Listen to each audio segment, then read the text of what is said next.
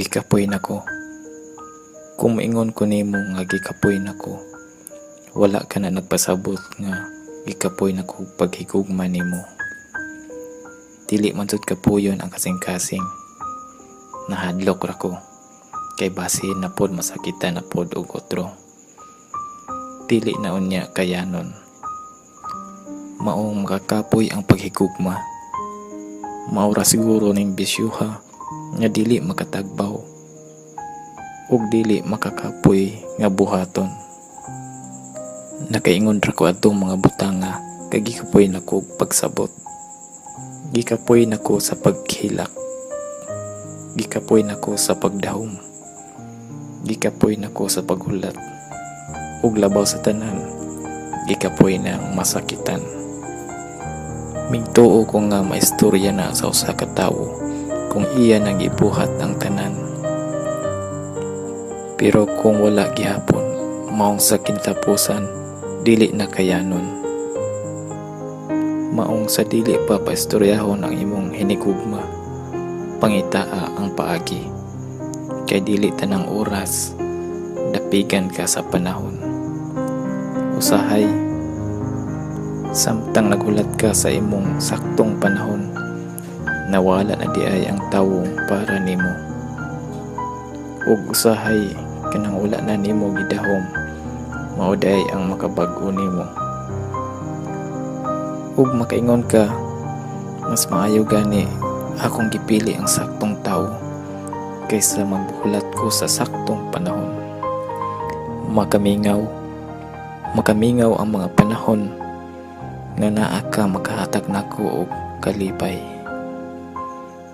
Kung mahigugma ko sa pag-usab, kaya nang mabatian ako nga ikaw na gyud ang akong gimahal. Hay, nakaingon ko sa una, ang kalagyo sa lugar moray makalagyo nato. Pero karon apil na sad ay ang gibati natong duha. Usahay gani gibati nako nga wala na tika na ilhan. Murag lain na atong mga kalibutan. Na ay mga butang jud nga sa sinugdanan ra ang kalipay. Moabot jud ay ang panahon nga makaingon ka nga sakto na. Sakit na manggod. Tungod kay nasakitan na ka, nakuhaan ang mga oras na unta gigugma pa nimo siya.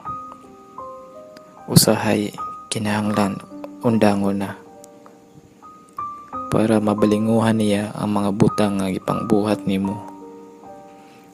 Ug para niya wala na siya ipakialam. Unta dili maabot ang mga oras na mawalan ako og panahon para nimo.